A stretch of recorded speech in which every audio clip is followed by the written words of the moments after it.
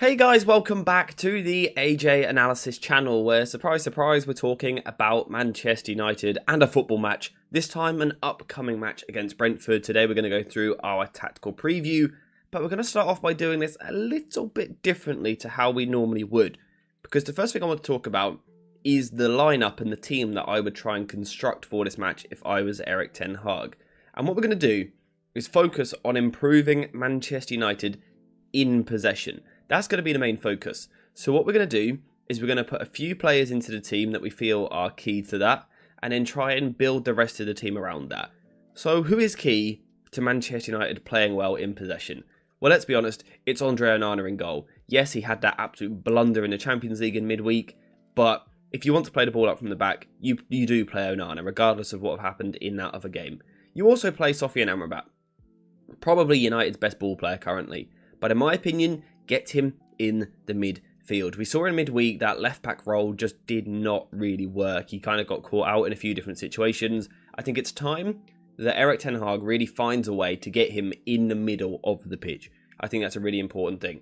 In terms of players which are also impressing on the ball, Rasmus Højlund. I think he's been brilliant in the last couple of games, again, particularly during midweek. So I think it's important to get him in the starting 11 because of his pure quality. I think also Mason Mount has been one of United's better players in the last couple of games in this kind of left-sided central position, so I'd like to see Mason Mount in the team.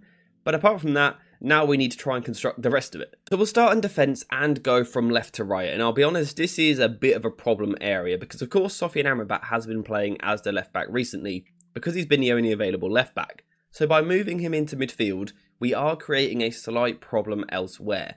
However, I think United can just about get around it and actually improve their in-possession play by doing so. So we're going to put Diogo Dalot in at left-back. We're going to bring Harry Maguire in at left centre-back because he's a much better ball player than Victor Lindelof. We're going to bring Raphael Varane in, of course, and move Lindelof to right-back. Is this ideal? Not in the slightest. It's a little bit makeshift. Dalot's arguably a little bit out of position and so is Lindelof as well.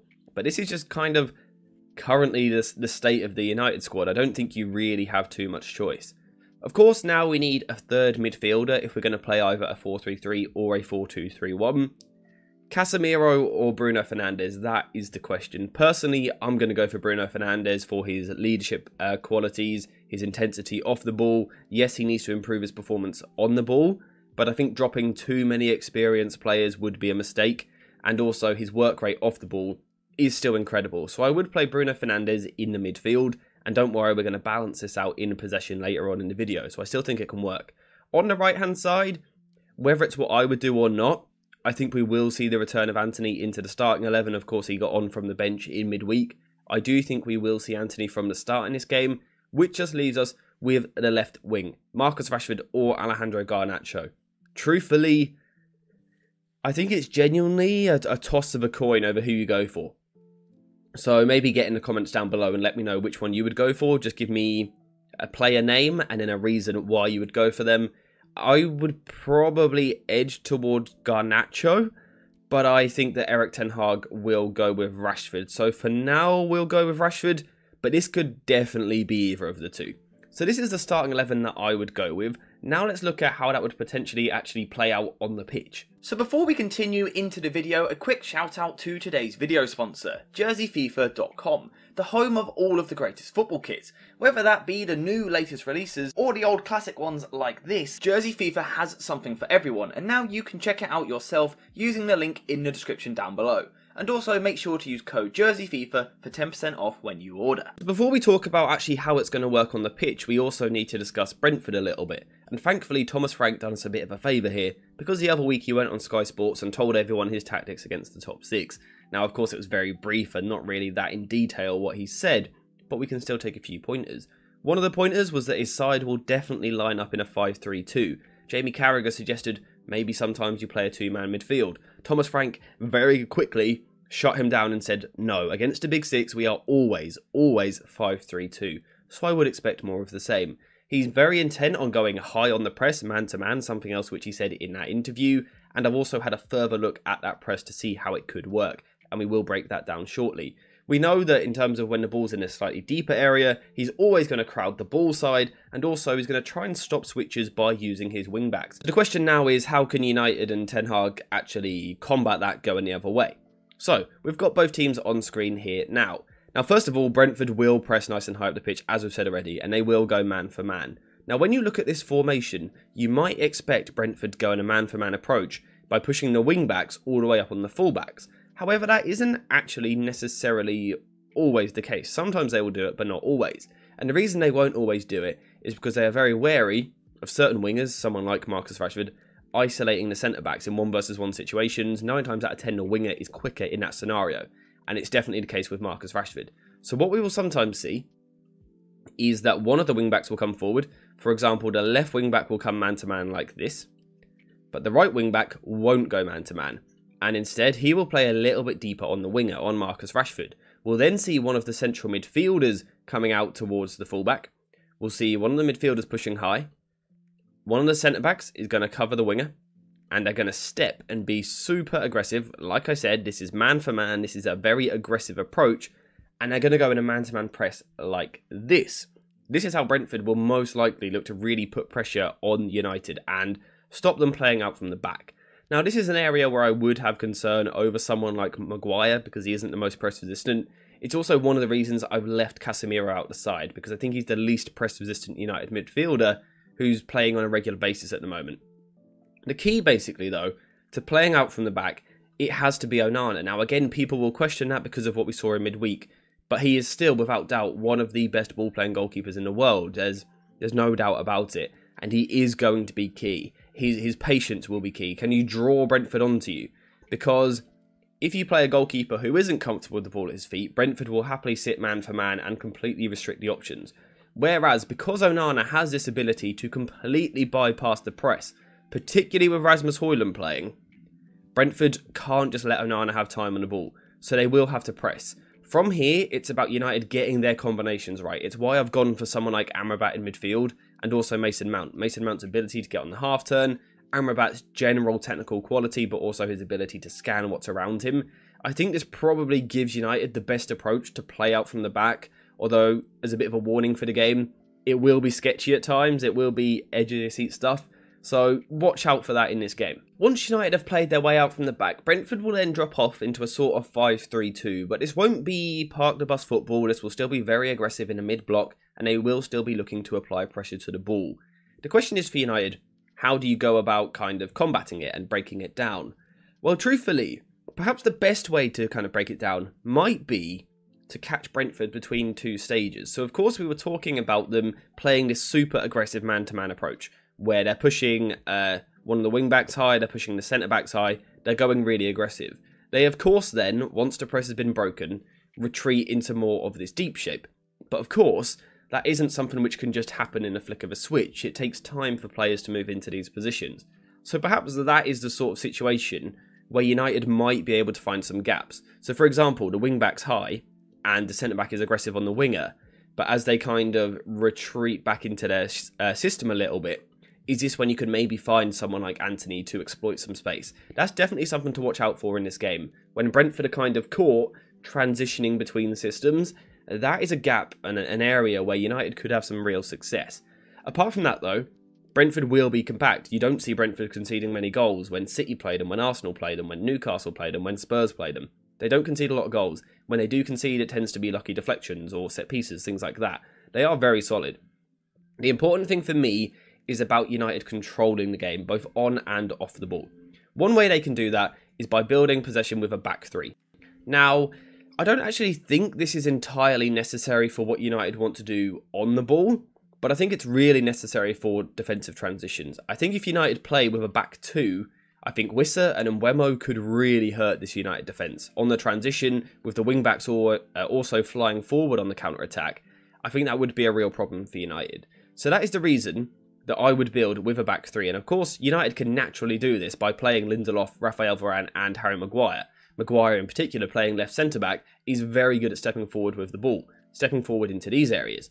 If he's going to be stepping forward into these areas, it actually works quite nicely with Diogo Dalot, because it means that he can now play slightly more inverted. something which he's really good at doing from a left-back position, because he comes inside onto his right foot, it opens up the pitch quite nicely for him. If we put him alongside Sofian Amrabat and push Bruno Fernandes further forward, we're starting to get quite a nice shape here. We've got this back three, we've then got this double pivot in midfield, we've then got this 4 behind Rasmus Højlund as the striker. And this is the system that I would use if I was Erik ten Hag. Now, once United are in these positions, ultimately the most important thing, rather than tactical structure and setup, is actually individual patience and temperament on the ball. That's why, again, we have dropped Casemiro from the starting 11. He's a wonderfully gifted footballer, but he doesn't have that ability to maintain a good tempo, a regular tempo for the side. Amrabat and Dalot look like they could possess much better quality to do that. So I would like these two to dictate the play and manage the tempo of the football match for as long as possible. If it means that United at times are playing quite slow, so be it. Of course, though, you also need to find the opportunities to speed the play up. This is where United might have a few more difficulties, because let's say you try and go into Bruno Fernandes here, the centre-backs will be aggressive in these areas, the same if Mason Mount gets the ball. Collins will go nice and tight and try and hurt him and try and, put pressure on the ball to stop him getting on the turn. This is where United could have some difficulties. However, if they rotate well, it's also where you can now hurt Brentford. Let's say we're in our 3-2-4-1 shape like this, and Sofian Amrabat's going to get the ball. He's going to go into Mason Mount. Collins is going to go nice and tight and aggressive.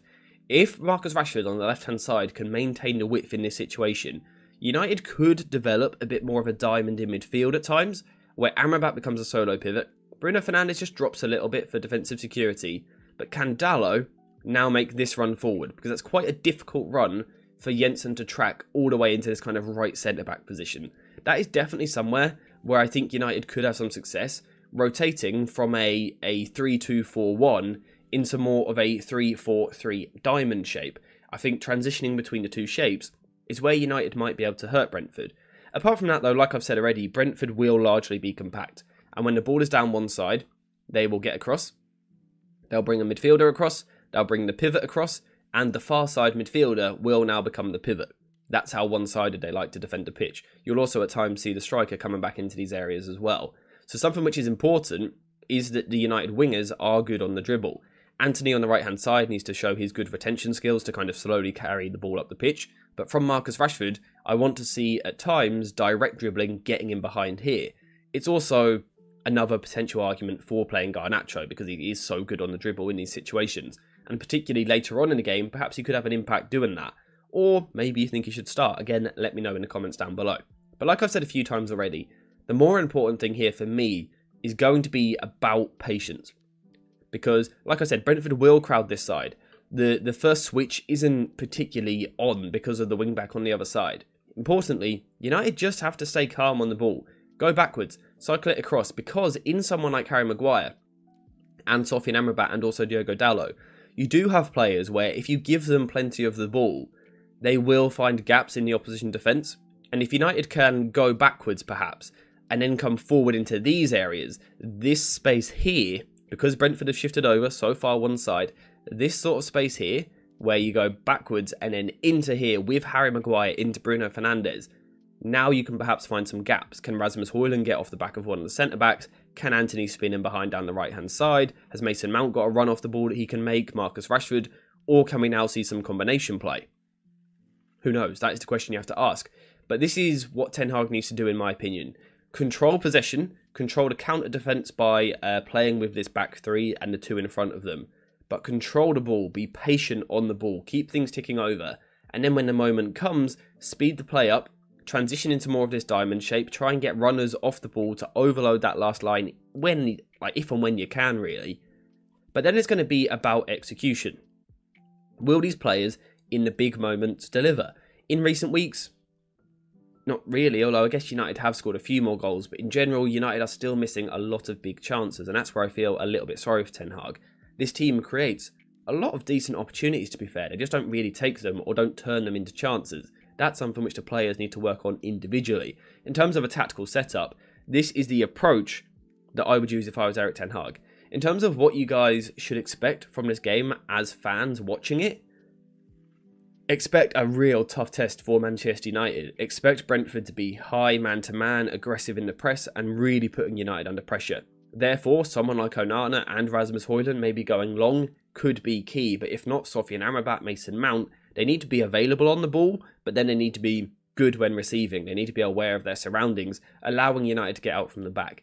If United are able to do that, Brentford will be compact in a 5-3-2, and as soon as the ball goes one way, they will shuffle over and make it very, very difficult to play in those areas. That's why patience will be key for United in terms of recycling the ball backwards. Once I've done that, we then need runners off the ball to try and expose that Brentford back line, and then once in the positions, we need good execution from the Manchester United players. Will we get any of those things? I'm not too sure, but this is how I personally would set up for this game. Let me know what you would do in the comments down below. Let me know what you would do in terms of starting 11. But apart from that, thank you guys for watching. I hope you have enjoyed it. And as always, I'll see you in the next one.